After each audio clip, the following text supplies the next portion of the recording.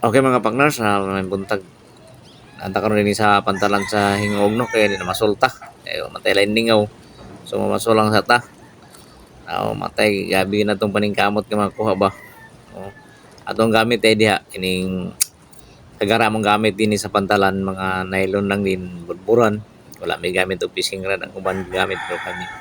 Sa kinaraan burburan ra gid ang among gigamit diha na atong sa atong paon no. So nanagat ta diha karon. Sige tanan ni paabot og mukubitan no.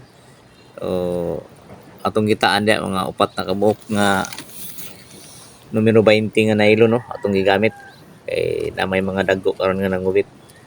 So dili sa pikas ato na sang gitanda pero ang magyapoy nakuha nato o magyapoy nanandog. So medyo makalain no kay wa ginanandog minus mangud kay nga akong paon di mangud buhi.